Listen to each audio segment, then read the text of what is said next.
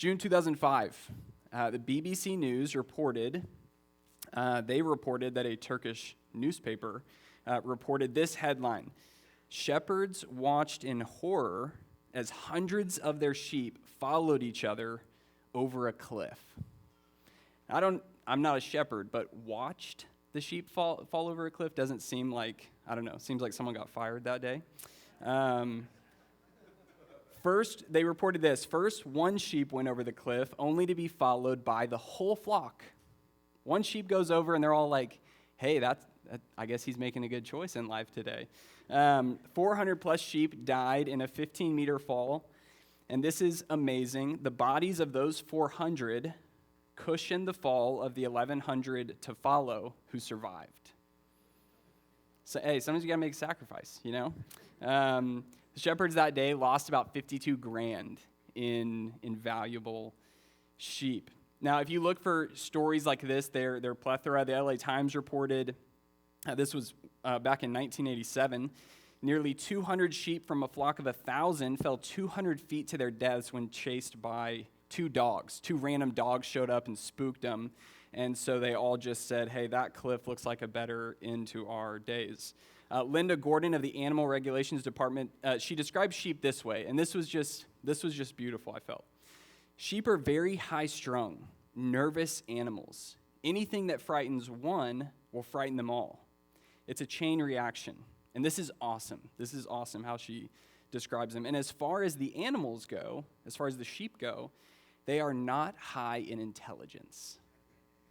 That's a great way to say they're stupid, right?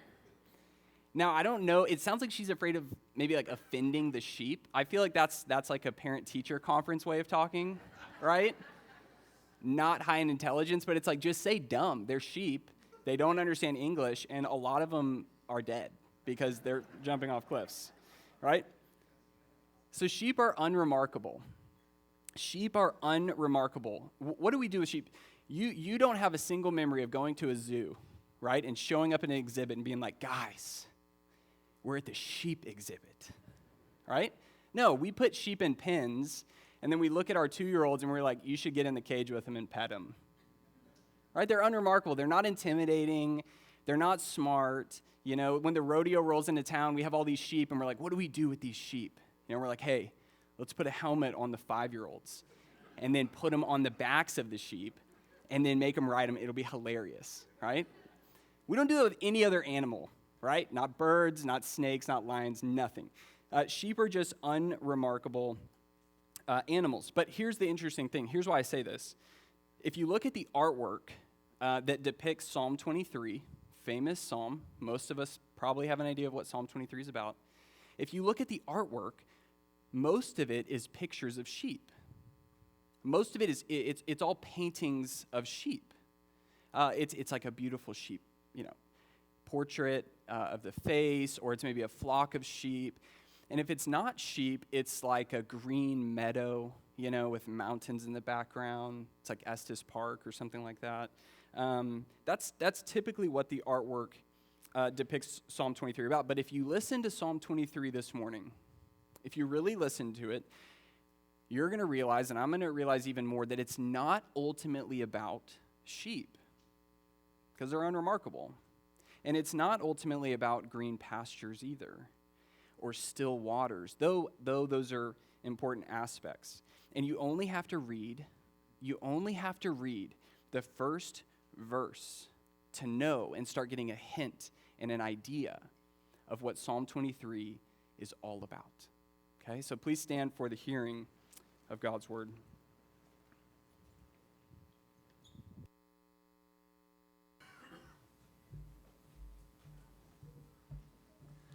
Psalm 23. The Lord is my shepherd, I shall not want. He makes me lie down in green pastures. He leads me beside still waters. He restores my soul. He leads me in paths of righteousness for his name's sake. Even though I walk through the valley of the shadow of death, I will fear no evil, for you are with me. Your rod and your staff, they comfort me. You prepare a table before me in the presence of my enemies. You anoint my head with oil. My cup overflows. Surely goodness and mercy shall follow me all the days of my life, and I shall dwell in the house of the Lord forever. This is the word of the Lord. All right, you may be seated. All right, pray with me. Father, we pray that you would speak to us, that you would act and move among us by your word and by speaking through Psalm 23. You give us great comfort, hope, and encouragement this morning. In Jesus' name, amen. So what is Psalm 23 all about? What is Psalm 23 all about? It's right there in verse 1. It's about a shepherd, not sheep, not where the sheep graze. It's about a shepherd. You see it right there in verse 1. The Lord is my shepherd. I shall not want. The focus is on my God. Our God is a shepherd. To say that the Lord is my shepherd, to give him that name, is reaching back all the way to Genesis 49. It's one of the earliest ways that God would describe himself. When you look at a shepherd, you're looking at a good picture of what I am like and what I do. That's the focus, okay? Just to set us out on the right foot as we look at this. So here's what I want to know this morning. For the rest of our time, this is what I want to know. What does the shepherd do? What does the Lord, what does God do for us and in our lives that makes sense to say, yeah, he's like a shepherd? What does a shepherd do? What does God do that connects those two things? That's what I want to know. So here we go. Look at verse 2. He makes me lie down in green pastures. He leads me beside still waters. He restores my soul. He leads me in paths of righteousness for his name's sake. So there it is, right? There's the famous picture. There's the life we all want, right? I was in Estes Park with the youth group a couple weeks ago. And in Estes Park, if you've ever been to Estes Park, or really, I guess, just all of Colorado, we're sitting there. They've got this huge field of just this luscious green grass, and it is soft, and the weather is perfect. It is cool. The grass is cool, and the mountains are in the background. There's a river not far by that you don't have to walk very far to start hearing the river, and it's just this perfect, serene setting. And that's when we read this, we think, man, that's what I want, right? And that's why we paint pictures. That's why when we say, hey, paint a picture of Psalm 23, we're like, yeah, green grass, still waters. David is writing this, and David has his needs met in life as he writes this. So it makes sense for David to be saying, yeah, you bring me to green pastures. You bring me to still waters. He's got his creaturely needs met, but as you notice, he said, you restore my soul. So David says, yeah, you know how to provide for me in a creaturely, earthly way, providing for me in all of my earthly needs. You know how to do that better than I. But he reaches down deeper into who I am, and he's saying, you restore my soul. You give me life. You give me life. It's not just that my earthly needs are met, but I'm dead inside. No. You're giving me life abundant in every way possible. You have life, and you know how to give life. And that's what you're doing for me. But notice this, the emphasis is unmistakable. The emphasis of Psalm 23 is on who is providing. That's why he repeats it again and again and again, doesn't he? He makes me lie down. He leads me. He provides for me. He brings me to the still waters, right? The emphasis is on, again, the shepherd, because sheep don't provide for themselves, right? If you let a sheep go, say, go find food, they're probably going to cushion the fall for the rest of the flock, right?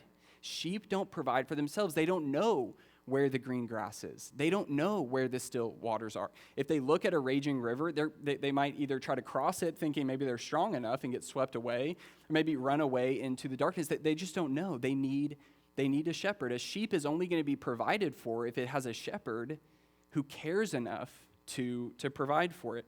Now, here, I think is the key to understanding this. All of this comes at the expense of the shepherd. So shepherding at the time was very serious, demanding work, okay? When you went applying for jobs, shepherding was not at the top of the list.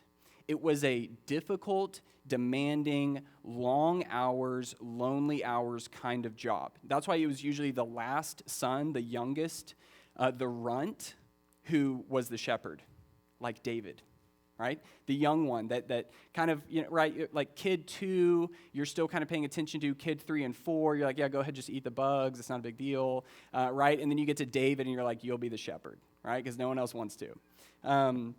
Shepherds had to be prepared to be away from home for days or weeks at a time, especially in the summer months when they were chasing rain. They were chasing water for their flocks. And so it wasn't like they walked out of their cool farmhouse after eating eggs and having their coffee, and then they shepherded and they came home at 5. No, they had to pack enough and bring supplies to be away for days and weeks at a time, build themselves temporary shelters to sleep in. This was the life of the shepherd. They were lonely, so they would talk to their sheep. They would name each sheep, and they would talk to them so that the sheep could learn their voice, make shepherding easier. They'd have to count each sheep every morning and every night, right? And imagine, we just talked about flocks of 1,000 sheep.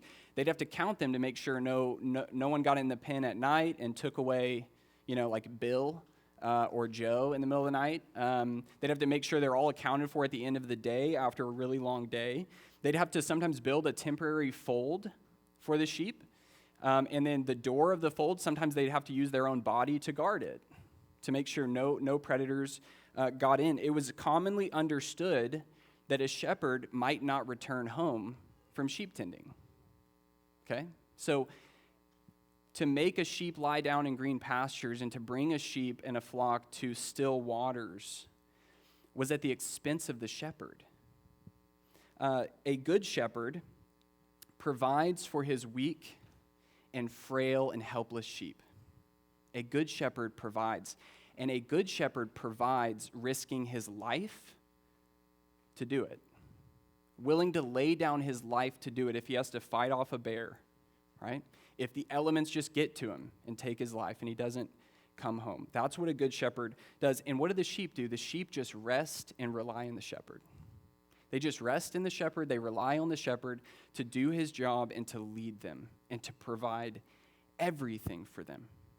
Now, in case you think that the beginning of this psalm, green pastures, I know you might be thinking, this doesn't describe my life. I'm sorry, but green pastures and still waters just doesn't describe my chaotic world right now. In case you think that Psalm 23 is painting this unrealistic picture of Christianity, we get verse 4, what Coolio in his song called a gangster's paradise, if you're familiar. Verse 4 gives us this: even though I walk through the valley of the shadow of death. Very different picture, suddenly. You got green grass, you got still waters, everything's beautiful, everything's wonderful, and then all of a sudden David says, even though I walk in darkness, even though the shadow of death is being cast over me. When I was in Colorado with the youth, again in Estes Park, one night I took the seniors out, and I think a couple of juniors, to try to do something unique and fun with them and memorable. I don't think what we did was memorable, but we went out and we were trying to find a place by the river to just sit and talk. This is at night, and it was a real rager. Myself and another student got a Diet Coke from the vending machine, and we went out to talk. And we're all, it's like, I don't know, it's like 8 of us or something. We're all trying to find, I'm not really paying attention, I'm just kind of enjoying it, walking around. But I think they're looking for like a place to sit by the river. And one guy's like, yeah, I know this place to sit by the river. But it's pitch dark. Like you can't see, without your flashlight or your phone, you can't see what you're stepping on. You can't see really where you're going. You can hear the raging river in the background, but you just can't really see anything. And so they're just like all confused and leading us into nowhere like a bunch of sheep. And they can't find where they're going. And then all of a sudden it turns out that they're like, I think I'm thinking of a different place. And it was nuts. So we're like walking in circles. Well, I have this genius idea that I'm just going to try to terrify these guys. And so I'm kind of walking in the back of the pack. And as a side note, this is the second time I've done this in the state of Colorado, okay? There's another story we don't have time for. But I'm walking in the back, and I just start picking up rocks and chunking them into the dark forest to our left because I kind of want to start making some sounds, right? So I throw a stone, and I can hear it, but no one else really hears it. And then I throw another one, and then I finally start getting what I want, which is like two of the guys are like, whoa, dude, did you hear that? The other guy's like, no, dude, it's fine. So I'm just strategically throwing these rocks just constantly, like having the time of my life. And at one point, I don't know if the guy made it up, but at one point, he was like, dude, I'm telling you, I see two people in the woods. And, it's like so dark, you can just barely make out the trees, He's like, dude, I'm telling you, I see people. I think how creepy that would be, right? So I'm just throwing stones, right? And then I get this other student involved, and we're back there throwing rocks, and again, it's like, oh, there's people, And finally, at one point, I think we made it out, kind of back to the light, and I was like, guys, I'm gonna be honest with you, like, I think I saw those people, and and it was amazing. But my point was. The guys aren't afraid of the dark. No one's afraid of the dark, right? No one's afraid of the dark. We're afraid of what's in the dark, right? We're afraid of what could be lurking in the dark that we can't see and we can't protect ourselves from. And if it's coming after us, we can't even see it to run away. So I'm trying to make them think there's something in the dark, and apparently it worked because apparently there were two people following us, right? We're not afraid of the dark. We're afraid of what's in the dark. You can imagine a flock of sheep walking through a valley, and all of a sudden it's dark, and these skittish, nervous animals who live on the edge of fear constantly are thinking, I don't know what's lurking in the dark, right? That's the picture that we get here. The older I get, I'm only 30, but the older I get, the more I realize that what is scary in life is oftentimes just knowing that there are things I don't know. Like a lot of times I'm not necessarily scared of something concrete. I'm not necessarily worried of something that's concrete happening, like an actual tragedy. I'm just afraid that a tragedy is lurking in the dark somewhere. The scary things in life, the older I've gotten, are realizing I don't have as much control as I thought, right? I don't control life. There's a darkness and a mystery to life. And I don't necessarily know what's in it. I don't know what's coming, but it scares me. And it worries me, and it stresses me out, right? Even though I walk through the valley of the shadow of death, I don't know what's in the shadow. I'm just afraid of what could be in the shadow. Psalm 23 is saying this: a good shepherd doesn't let his sheep wander in darkness alone. Notice this.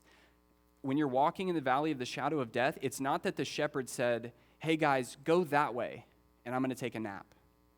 No. The sheep are in the darkness with the shepherd. The shepherd, for whatever reason, knows this is the right path to go to take care of you. We have to walk through the darkness. And so the shepherd is there leading them through it, which means the sheep can say this: I will fear no evil. Why? You should fear. You should be afraid. You're a sheep, right? Like a strong bird might take you down. But I will fear no evil, for you are with me. It's your rod and it's your staff. They comfort me. It's the ability of the shepherd that makes the sheep feel safe. Nothing in the sheep. No ability in the sheep, nothing in the sheep, just that the shepherd is with me. You can imagine walking through darkness, you're a sheep, and you're terrified. It's the shadow of death. And then you start to hear something, and you notice the shepherd's like whistling, right? He's walking through darkness, he's like, just whistling, and he's kind of smiling. You're like, dude, we're in darkness right now. We're about to die. And he's like, no, we're not. I got this. I got you. I know what I'm doing. Imagine the comfort that brings. Oh, I guess I have nothing to fear. If he has nothing to fear, if he's not afraid, if he has the situation under control, then okay, I'll just stick with him. I'll just follow him, and he will protect me. A good shepherd provides for his sheep and protects his weak, helpless, frail sheep. He protects them to such a degree that not a hair of their head can fall to the ground without his approval and without him knowing. That's what a good shepherd does, and he risks his life to do it.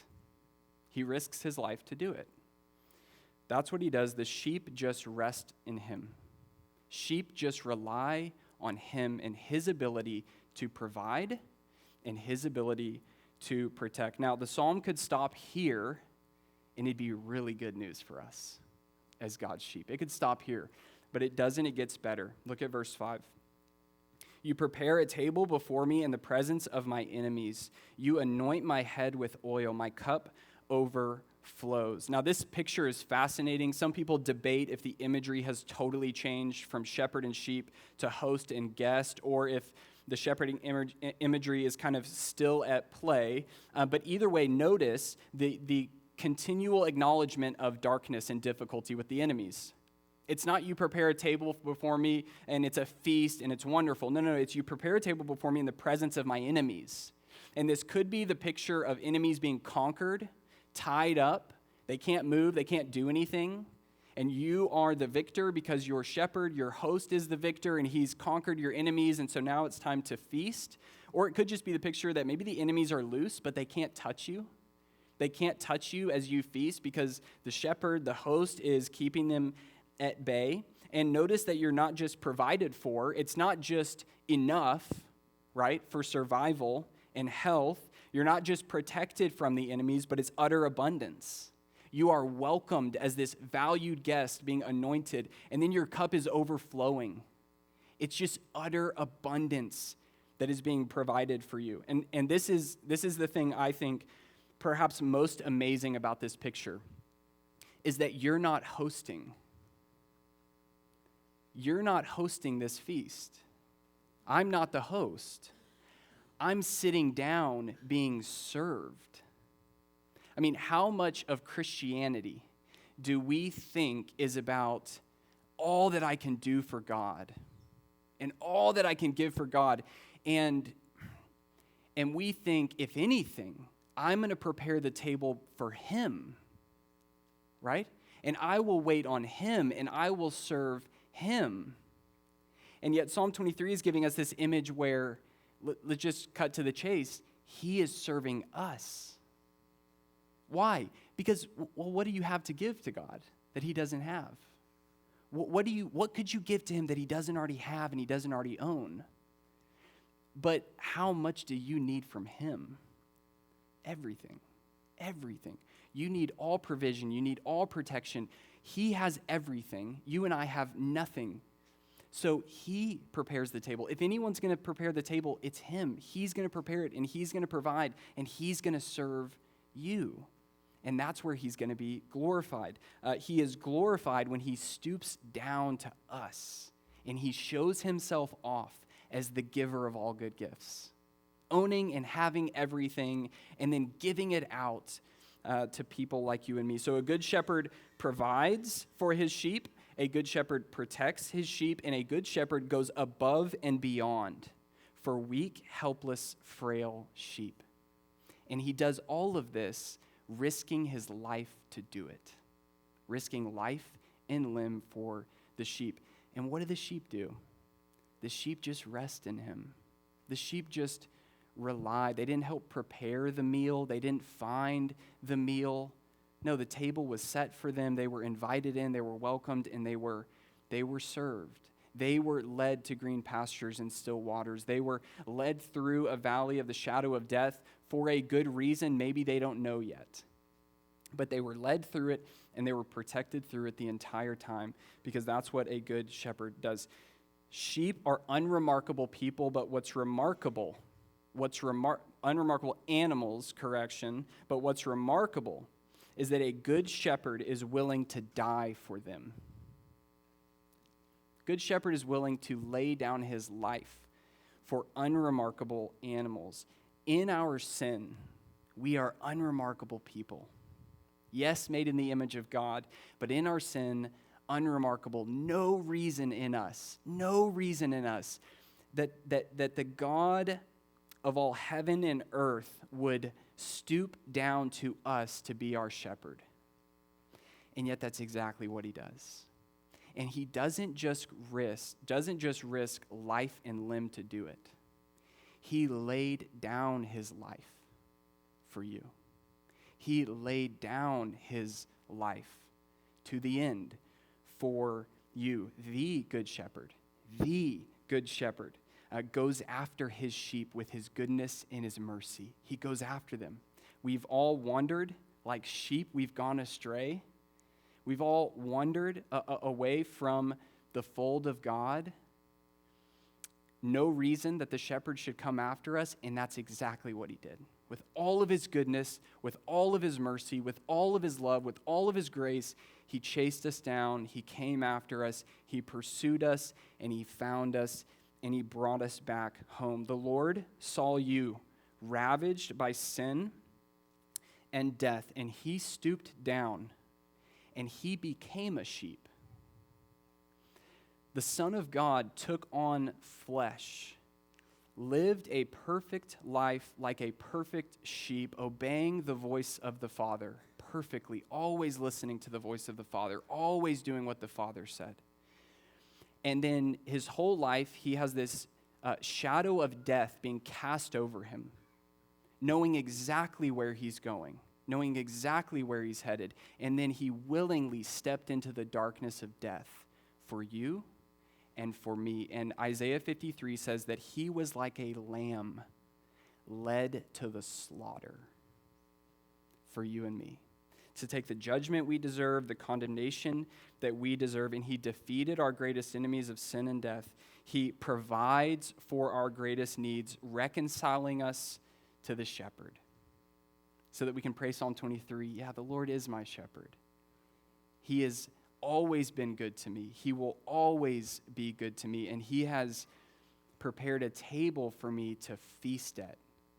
Literally, when we take the Lord's Supper, communion, every Sunday, what are we doing? We're being served, aren't we? We're feasting at the Lord's table as he serves us grace and mercy as our good shepherd.